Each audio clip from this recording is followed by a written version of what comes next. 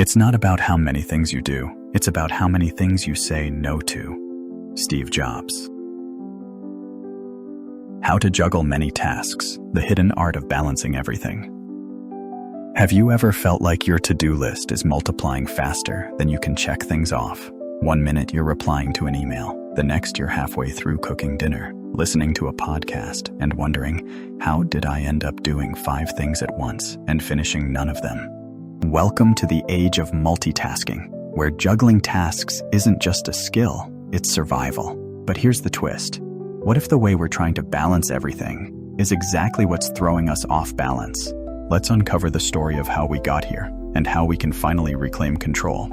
It all started with a simple promise that doing more means being more. Somewhere along the way, our culture turned busyness into a badge of honor. We glorified the full calendar, the quick reply, the late-night hustle. But let's rewind. Before the age of smartphones, juggling tasks meant something tangible. Farmers tending fields while minding livestock, parents cooking while telling bedtime stories, artisans managing apprentices while crafting by hand. Work and life weren't separated by screens and alerts. They were woven together, naturally. Then technology arrived. Computers, phones, notifications. Each innovation sold as a time saver. But did it save time or simply fill it? By the early 2000s, researchers began to study multitasking, and the results were shocking. In one Stanford study, heavy multitaskers performed worse on attention tests than those who focused on one thing at a time. Their brains weren't faster, they were more scattered. Each switch between tasks created what scientists call a cognitive cost, a tiny mental tax. The more we switch, the more we pay. So, if multitasking isn't working, what is? Here's the secret. Humans aren't designed to juggle many tasks. We're designed to sequence them. Our brains work best when we give each task a dedicated window, one ball in the air at a time, not 5 spinning plates. Think of it like juggling for real.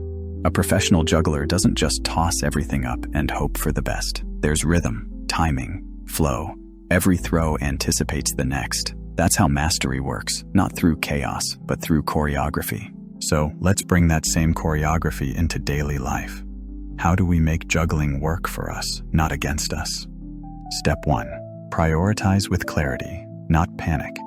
Every day, choose 3 core tasks, the ones that actually move your life or work forward. Not everything deserves your attention equally. The trick is not doing everything, but doing the right things. Step 2. Embrace the power of time blocks. Set clear, focused intervals. Maybe it's 25 minutes of deep work, followed by a 5-minute break. The famous Pomodoro technique. It sounds simple, but this structure reduces overwhelm and keeps your brain from burning out. Step 3. Batch similar tasks. Emails, calls, errands. Group them together. Switching between unrelated tasks drains your focus. But when tasks share a mental theme, your brain stays in flow. And step 4. Protect your attention like a scarce resource, because it is. Notifications? Off. Multitasking? Limited. If something's truly urgent, it will still be there when your current focus ends. But let's be honest, this isn't just about productivity, it's about identity. We live in a culture that equates doing more with being worth more. If you're not constantly doing, you're seen as falling behind. Yet psychologists warn that constant juggling leads to something called attention fragmentation. It's that feeling of being everywhere and nowhere at once. You're replying to messages while half listening to a meeting, while mentally planning dinner. Your body is here, but your mind is scattered across a dozen open tabs. So how do we fix that? Maybe it starts with redefining what juggling means. What if juggling isn't about keeping everything in the air, but knowing which things are worth catching? In Japan, there's a concept called ikigai, your reason for being. It's the sweet spot where what you love, what you're good at, what the world needs, and what you can be paid for all meet.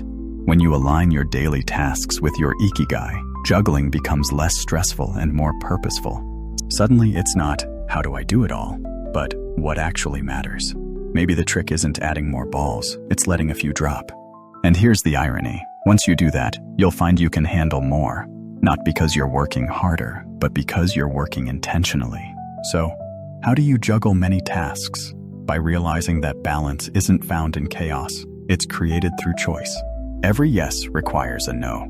Every new task steals time from another. But when you choose consciously, you start to live deliberately. You stop reacting and start directing. Because real mastery isn't about having everything in motion. It's about being in control of the motion itself. So, the next time you feel like you're spinning plates, take a breath.